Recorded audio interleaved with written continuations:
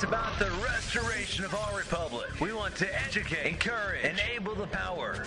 We stand for integrity, honesty, self-reliance, self-defense, and most importantly, no compromise on our foundational principles. This is America's Voice Now. Find America's Voice Now on Facebook and at americasvoicenow.org. Here's Michael Evans.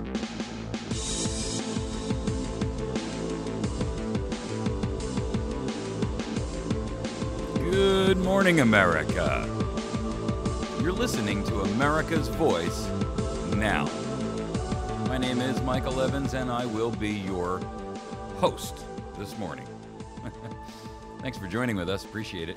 Boy, for those of you that are out there joining us on our website, I see a ton of you out there this morning. That's great news. We've been getting a lot of views on our presentations related to this Bundy Ranch thing, and we're going to talk about parts of it this morning.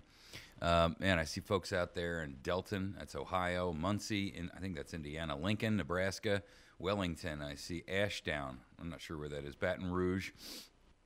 I see Florida. I see, let's see, looks like it's the Miami area. I see places out there on the West Coast. So they're up early, obviously.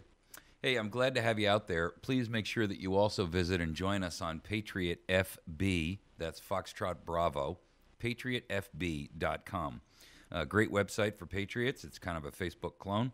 There's another website that you should be a participant of. It's called constitutionclub.ning.com. That's constitutionclub.ning.com. Constitution Club is another patriotic site where, interestingly enough, they have a mini website for every county in the United States. Cool part of that is that you then have an opportunity to communicate with other people whom are in your local geographic area. So, you know, when you're looking for other people that you can participate with in some planning efforts, some, you know, it doesn't matter whether you're trying to find somebody who wants to buy your vegetables or whether or not you're trying to find somebody to buy vegetables from or maybe help you with some contracting work, or whether you want to train with those people, plot and plan with those people, whatever. The point is that there's a great resource there available to you. We're going to talk about 4 different topics this morning, which is our normal process. And we've got some big things happening here at AVN. So we're in the process of working with some folks to help sponsor us in a much larger project that will incorporate a video type studio program that we can really expand what we're doing. And so I'll be very busy over the course of the next week trying to put some business planning together and things like that. Anybody out there that wants to assist me in that, please feel free to give me an email to mike@americasvoicenow.org. We're going to talk about the Bundy Ranch, and we're going to update you on where that stands and what's transpired since yesterday's discussion.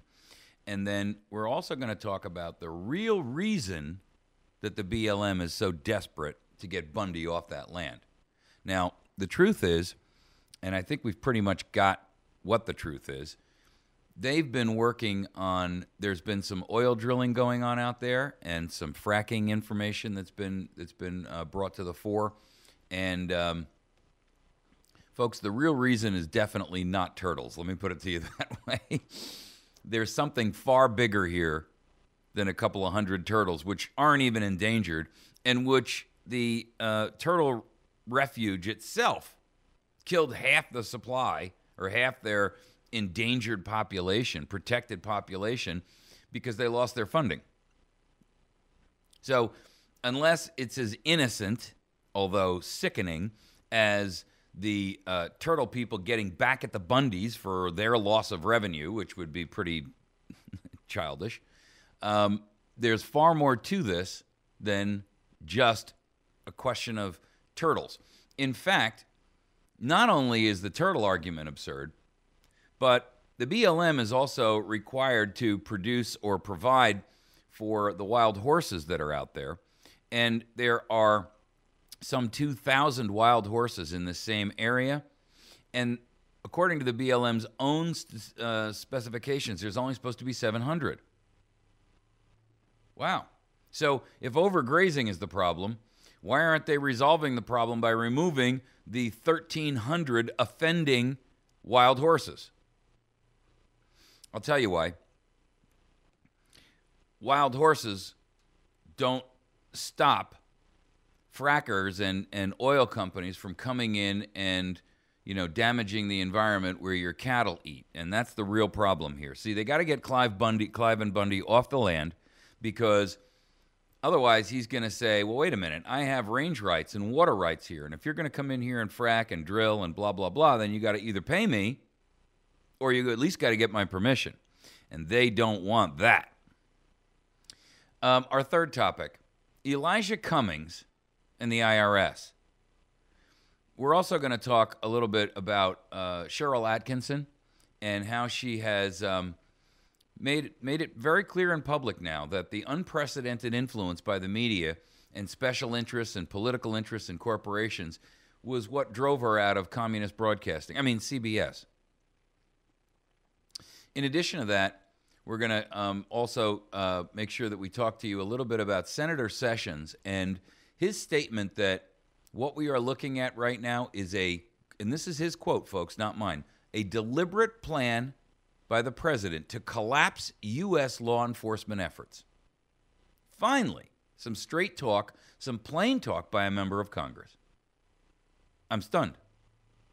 Normally, they couch everything they say and do in, this political doublespeak that basically they prattle on for 5 minutes and don't say anything.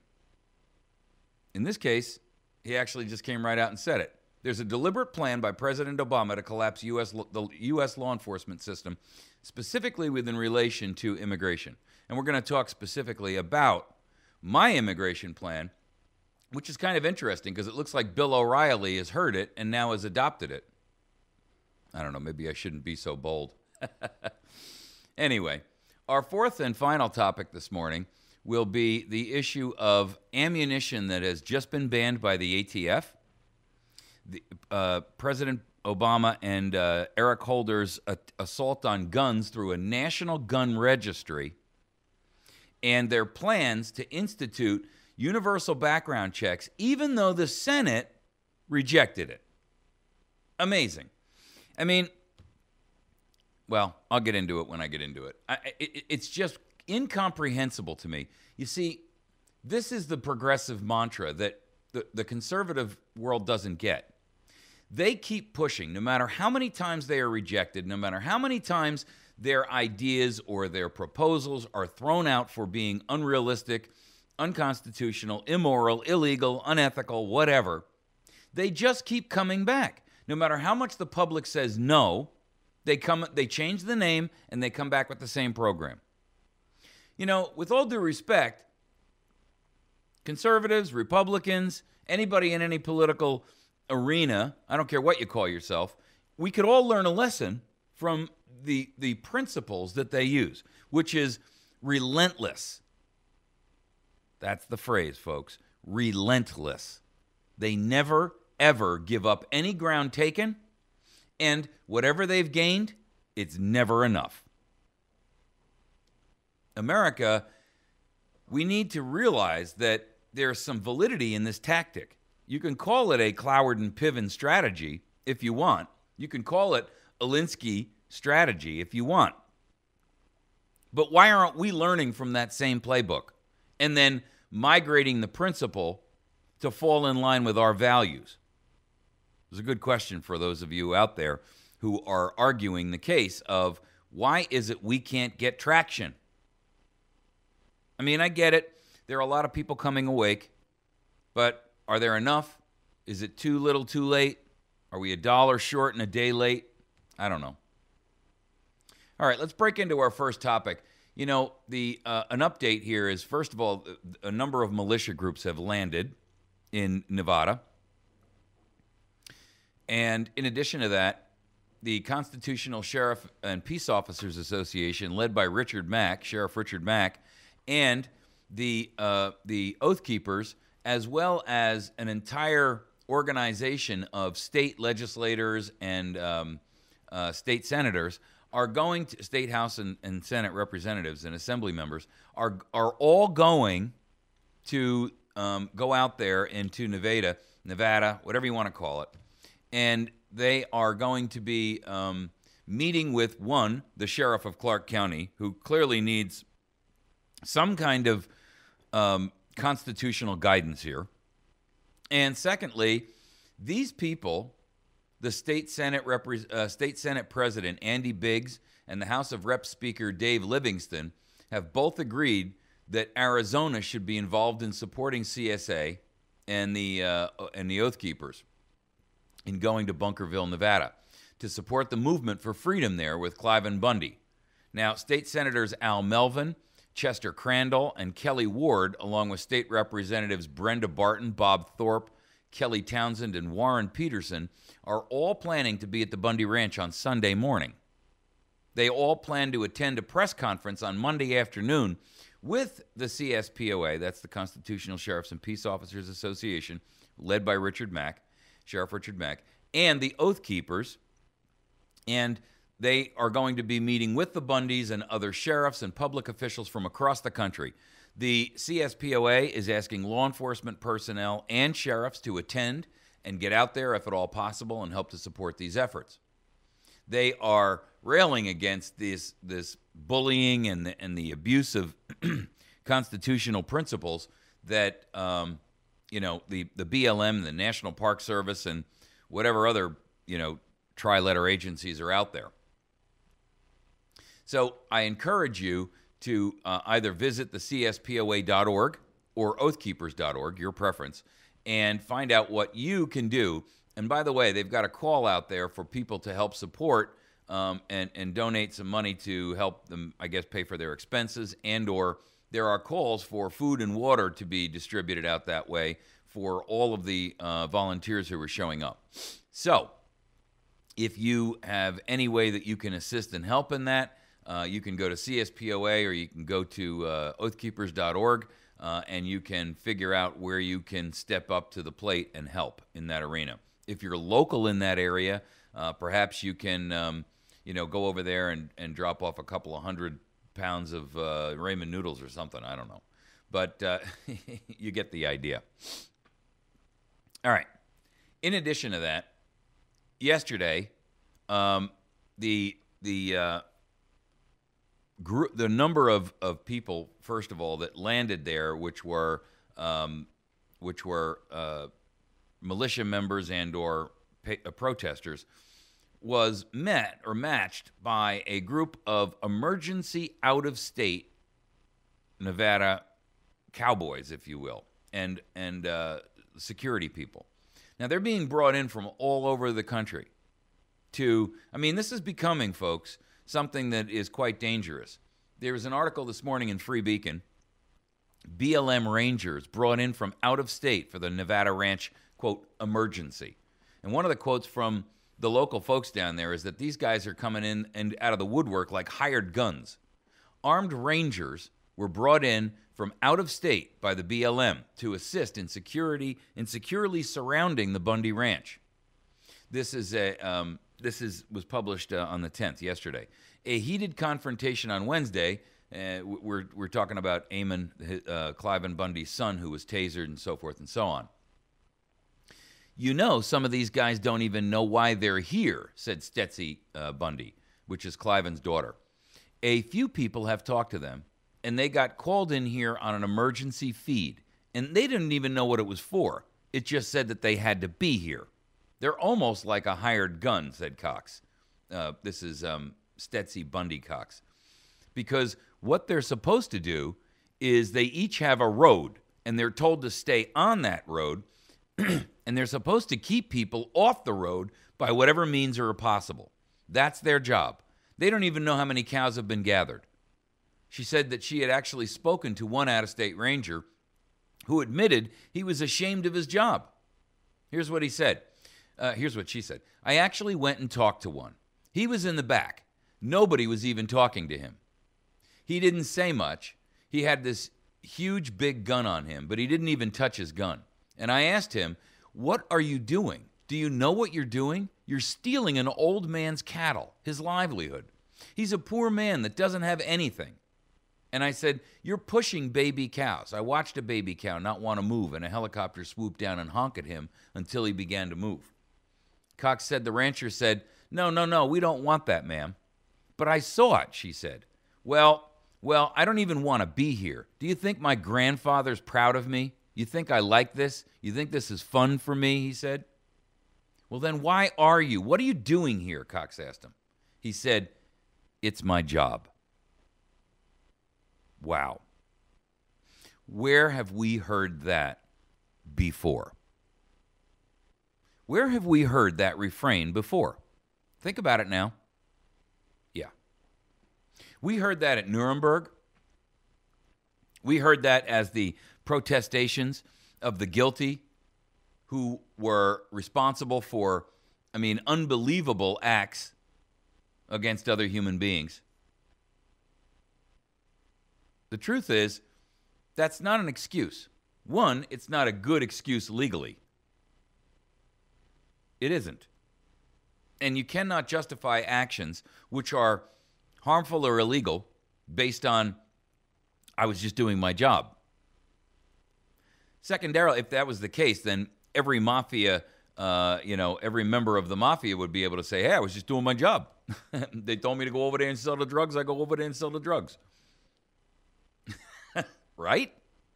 But more importantly, it's not a moral or ethical stance that you can base and stand upon. You cannot sit there and say, listen, I was just doing my job.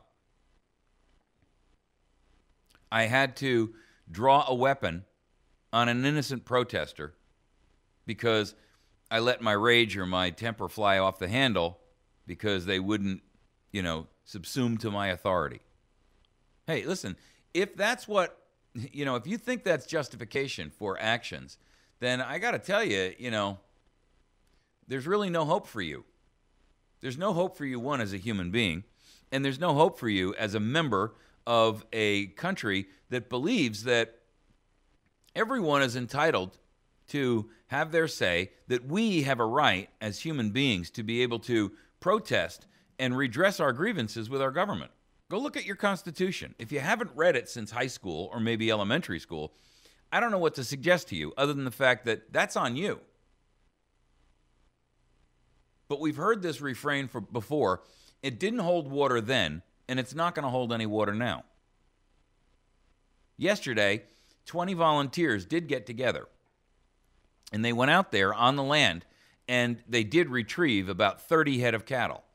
Now, they brought these cattle back, and I've got a ton of videos posted up on americasvoicenow.org, on our Facebook page at facebook.com/americasvoicenow, and at patriotfb.com or patriotfb.com.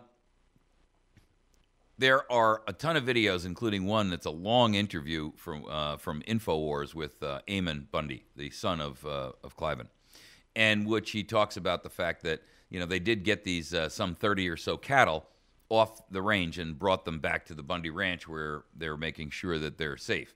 Because the biggest problem right now is that, one, it's very, very hot out there. Here in the Midwest and in the northern regions of the country, we have not yet felt the full effects of spring. But when you're talking about down there in Nevada, this is very, very deep into the southwest, and it's already very, very high temperatures. Now, there's scant water out there to begin with, and we're going to talk a little bit in our next segment about why the BLM is destroying the water infrastructure out there. They're breaking the infrastructure, the water systems. That's what they were doing with those backhoes the other day. They thought they may have been burying cattle, and they may have. But turns out what they are doing is they're destroying the water infrastructure and the pipes in the ground so that Bundy can't put the cattle back out there after they leave. Even if he's successful and wins, he won't be able to because the infrastructure out there will be busted up.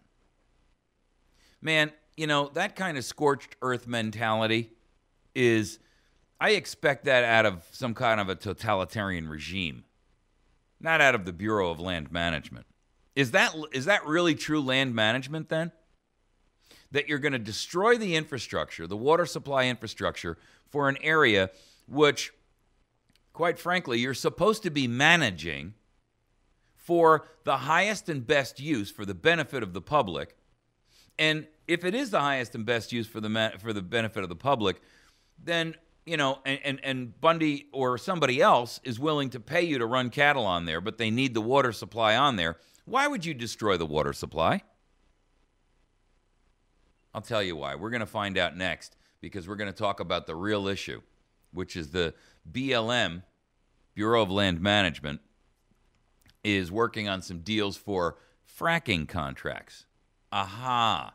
Now the bell starts ringing, right? Now the candle gets lit. What they're really doing is they're making sure these people are off the ground so that they can go out there and get leases for oil drilling and fracking contracts.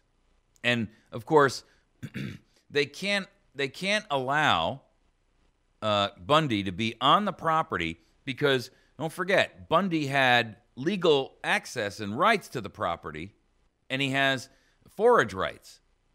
Well, these companies are not going to want anybody to be able to supersede their right and their lease to have total and control and access of all areas of the land, to be able to dig and use the water and blah, blah, blah, blah, blah. Think about it, folks. That's the real issue here. We're going to take a break. When we return, we're going to tackle this topic, and we're going to get a little bit in depth of understanding as to what is really transpiring with the real reason that the BLM wants the Bundys gone. We're going to take a quick break. We'll return in just a moment. If you're catching us live on americasvoicenow.org, just stick with us for about a minute and a half while I run through some commercials, and then you can hit the play button again, and you'll pick right back up. Otherwise, you can catch the show live or catch it recorded on our YouTube channel at youtube.com/America's Voice Now. We have 800 and some 25 videos up there. We've got videos that go back a couple of years. You can look at all kinds of topics we've covered over the years, and we would greatly appreciate your subscribing to the channel, liking it, and sharing those videos that you find. All right, we'll be back in just a moment. You're listening to America's Voice Now. If you're watching live on video, stick with us. We'll be right back.